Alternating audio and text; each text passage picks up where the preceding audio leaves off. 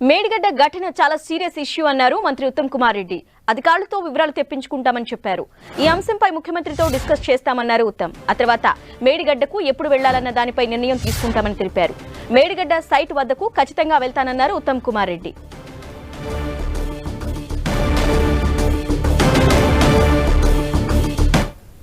ఇదే అంశంపై మరింత సమాచారాన్ని మా ప్రతినిధి ప్రతాప్ అందిస్తారు. ప్రతాప్,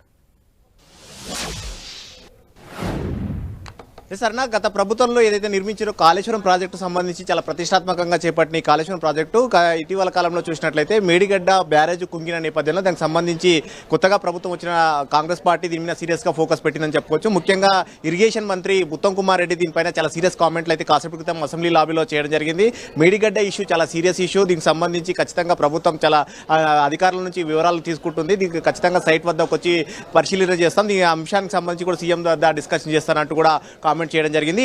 ఇప్పటికే దీనికి సంబంధించి ఇరిగేషన్ శాఖకు సంబంధించి రివ్యూ చేసిన సందర్భంగా కూడా ప్రధానంగా కాళేశ్వరం ప్రాజెక్టు పైనే ఫోకస్ పెట్టే పరిస్థితి. ఉత్తమ్ కుమార్ రెడ్డి దీనికి సంబంధించి రివ్యూ చేయడం జరిగింది. ముఖ్యంగా కాళేశ్వరం ప్రాజెక్టులో భాగంగా చేపట్టిన మేడిగడ్డ, అన్నారం, సుందిల్లా ఈ 3 బ్యారేజ్లు ఏవైతే ఉన్నాయో ఒక్కొక్క బ్యారేజ్కు ఎంతెంత కాస్ట్ చేశారు, సెంట్రల్ వాటర్ కమిషన్ సిడబ్ల్యూసీ అనుమతులు ఏ విధంగా ఇచ్చింది, పర్యావరణ అనుమతులు కానీ మిగతా అనుమతులకు సంబంధించి కానీ వీటన్నిటిని కూడా తీసుకోవడం జరిగింది. అదేవిధంగా మేడిగడ్డ కుంగినకు సంబంధించి కూడా సెంట్రల్కి సంబంధించిన టీం విజిట్ చేసింది కాబట్టి వాళ్ళు ఇచ్చిన రిపోర్ట్ ఏందనేది కూడా తీసుకున్నారు. ఈ అంశానికి సంబంధించి అంతా కూడా దాదాపు దానికి సంబంధించిన అంశాలన్నింటినీ కూడా విచారణ చేయాలని చెప్పేసి ప్రభుత్వం నిర్ణయిస్తుంది. అందులో భాగంగానే ఉత్తమ్ కుమార్ రెడ్డి కాసేపు క్రితం మాట్లాడుతూ కూడా చాలా సీరియస్ ఇష్యూ కాబట్టి దీన్ని డెప్త్గా వెళ్లాల్సి ఉంటుంది. ఎందుకంటే గత ప్రభుత్వం ఏ విధంగా అనుమతులు తీసుకొని కట్టింది, ఏ విధంగా నిర్మాణాలు చేపట్టింది, ఆగమేఘాల మీద నిర్మాణాలు చేపట్టినందుకు ఈ విధంగా జరిగిందా అనేది కూడా, అంటే ఇప్పటికే సెంట్రల్ కమిటీ కూడా దీనికి సంబంధించి రిపోర్ట్ ఇచ్చింది కాబట్టి ఆ రిపోర్ట్ను బేస్ చేసుకుని అక్కడ విజిట్ చేయాలని కూడా ఆలోచన చేస్తుంది. అందులో భాగంగానే ఇప్పటికే అధికారులకు కూడా సమాచారం ఇచ్చారు కాబట్టి మేడిగడ్డకు సంబంధించి ఆ కుంగిన ప్రాంతాన్ని విజిట్ చేయాలని చూస్తున్నారు. అదేవిధంగా అన్నారం వద్ద కూడా బుంగలు ఏర్పడ్డాయి కాబట్టి వాటిని కూడా విజిట్ చేయాలని కూడా ఆలోచన చేస్తుంది. అయితే ప్రస్తుతానికి ప్రభుత్వం అయితే కాళేశ్వరంలో భాగంగా చేపట్టిన ఏవైతే బ్యారేజ్లు ఉన్నాయో వాటిని ఎంతవరకు వాటర్ నిల్వ చేయొచ్చు, ప్రజెంట్ అయితే ఆ బ్యారేజ్కి సంబంధించి మేడిగడ్డ వద్ద కుంగిన నేపథ్యంలో వాటర్ అంతా కిందికి వదిలారు. అదేవిధంగా అన్నారం వద్ద కూడా బుంగలు ఏర్పడుతున్న నేపథ్యంలో వాటర్ అంతా కిందికి వెళ్ళారు కాబట్టి ఇప్పుడున్న సిచ్యువేషన్లో అక్కడ వాటర్ను స్టోర్ చేయడానికి వీలవుతుందా, లేదంటే కనుక ఆ బ్యారేజ్ ఏదైతే కుంగిందో ఆ కుంగిన ప్రాంతాన్ని ఏ విధంగా రిపేర్ చేయవచ్చు, దాన్ని ఎక్స్ట్రా విధంగా చేయొచ్చు.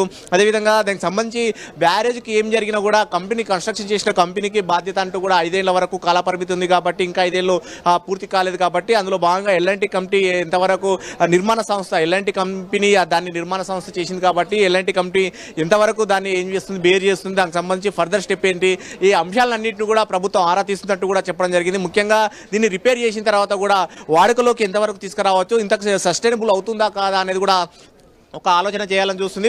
గతంలో ఏదైతే దీనికి సంబంధించి ప్రాణహిత చేవేళ్లను కాంగ్రెస్ పార్టీ గతంలో రాజశేఖర రెడ్డి ఉన్నప్పుడు ప్రతిపాదన చేసిందో అక్కడ తుమ్మిడిహెడ్డి వద్ద కూడా నిర్మాణానికి సంబంధించి కూడా ప్రతిపాదన చేయాలని చూస్తుంది. తుమ్మిడిహెడ్డి వద్ద నిర్మాణం చేస్తే వాడిని వాడకానికి యూజ్ఫుల్ అవుతుందా, అక్కడ ఎన్ని టీఎంసీలు తీసుకోవచ్చు, ఎంత ఎత్తులో 148 మీటర్స్ ఎత్తు గతంలో ఉన్న సంబంధించి ఆ వివాదాన్ని ఎంతవరకు పరిష్కారం చేసుకోవచ్చు, మహారాష్ట్రతో అంతరాష్ట్ర ఒప్పందం ఉంటుంది కాబట్టి మహారాష్ట్రతో ఈ విధంగా ఒప్పందం, ఈ అంశాలన్నింటినీ కూడా సైట్ వద్ద పోయి చూసుకుంటామంటున్నారు. ఇప్పటికే దీనికి సంబంధించి కూడా అధికారులతో సమగ్రమైన డాటాను అంతా కూడా సిద్ధం చేయాలంటున్నారు.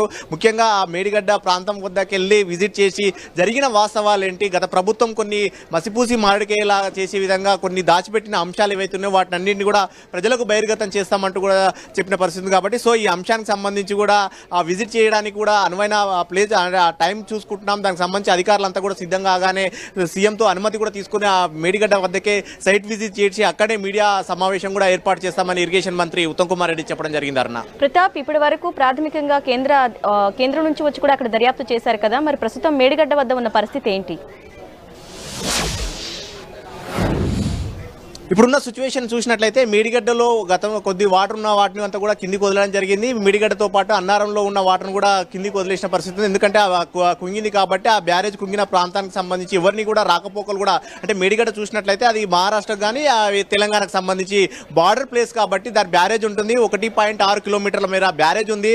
ఆ బ్యారేజ్ను పూర్తిగా రాకపోకలు, వాహనాల రాకపోకలను కూడా పూర్తి నిషేధించారు. అక్కడ ఎవరిని కూడా అనుమతించట్లేదు. కేవలం అనుమతున్న ఇంజనీర్లకు మాత్రమే, కొద్ది మంది మాత్రమే ఎవరైతే అనుమతి పైనుంచి స్థాయి నుంచి అధికార యంత్రంగా అనుమతి ఇచ్చిన వారికి మాత్రమే అక్కడ అలో చేసిన పరిస్థితి ఉంది. పూర్తిగా ప్రాంతం అంతా కూడా నిశ్చితమైన ప్రాంతంగా నిర్ణయించి దానికి పోలీసులు కూడా పహారా కాసిన పరిస్థితి ఉంది. కాబట్టి ఆ బ్యారేజ్ సంబంధించి అధికారులు అయితే అంచనా వేస్తున్నారు. దాన్ని ఏ విధంగా సెటరైట్ చేయొచ్చు, ఒకవేళ సెటరైట్ చేస్తే దాన్ని అక్కడ వాటర్ నిల్వ ఉంచొచ్చా లేదా అనే దానిపైన కూడా అధికారులు అంచనా వేస్తున్నారు. ప్రజెంట్ అయితే సిచ్యువేషన్ చూసినట్లయితే కేంద్ర కమిటీ అయితే నివేదిక ఇచ్చిన ప్రకారంగా యూస్ఫుల్ కాదంటూ కూడా ఇప్పటికే ఒక నివేదిక ఇచ్చింది. కాబట్టి పూర్తి డెప్త్గా చేసినట్లయితే దాన్ని ఏ విధంగా ఒక బ్యారేజ్ కొద్దిగా కుంగింది కాబట్టి దానివల్ల మిగతా బ్యారేజ్ల అంటే మిగతా 3 పిల్లర్ల పైన కూడా ఎఫెక్ట్ పడిందని ఇప్పటికే అధికారులు ఒక నివేదిక ఇచ్చారు. ఒక పిల్లర్ మాత్రమే పూర్తి స్థాయిలో కుంగింది, దాంతో మిగతా 3 పిల్లర్లు కూడా ఎఫెక్ట్ పడింది. కాబట్టి ఆ రోడ్ అనేది అంతా కూడా డౌన్ఫాల్ అయింది. కాబట్టి వాహనాలంతా కూడా అనుమతించట్లేదు. అది అంతర్రాష్ట్ర రహదారి కాబట్టి అక్కడ మహారాష్ట్రకు పోయే వాహనాలంతా కూడా నిలిపేశామని ఇప్పటికే అధికారులు ప్రభుత్వానికి నివేదించారు. మంత్రికి ఉత్తమ్ కుమార్ రెడ్డికి ఇదే అంశాన్ని కూడా చెప్పిన పరిస్థితి ఉంది. కాబట్టి అక్కడ ఉన్న సిచ్యువేషన్ వాస్తవ సిచ్యువేషన్ అధికారులు చెప్పేదానికి సంబంధించి అక్కడనే విజిట్ చేయాలని చెప్పేసి మంత్రి నిర్ణయించారు. దీనికి సంబంధించి మేడిగడ్డ వద్దకే వెళ్ళిన తర్వాత అధికారులతో రివ్యూ చేసి అక్కడే వాస్తవ పరిస్థితులు అనేది కూడా ప్రజలకు వివరించే ప్రయత్నం చేస్తామని చెప్పారు. సో మొత్తం మీద ఇప్పుడున్న అక్కడ సిచ్యువేషన్ చూసినట్లయితే కాస్త అంటే అక్కడ ఎవరిని కూడా అనుమతించకుండా నిషిద్ధమైన ప్రాంతంగా ఏర్పాటు చేసిన పరిస్థితి ఉంది. ముఖ్యంగా వాహనాల రాకపోకలు కూడా నిలిపేశారు. కాబట్టి ఎంతకాలం దీన్ని మళ్ళీ రీప్లేస్మెంట్ చేస్తే వాహనాల రాకపోకలు వీలవుతుందా లేదా ఈ అంశాలన్నింటినీ కూడా పరిగణలోకి తీసుకోవాలని కూడా ప్రభుత్వం చూస్తుంది.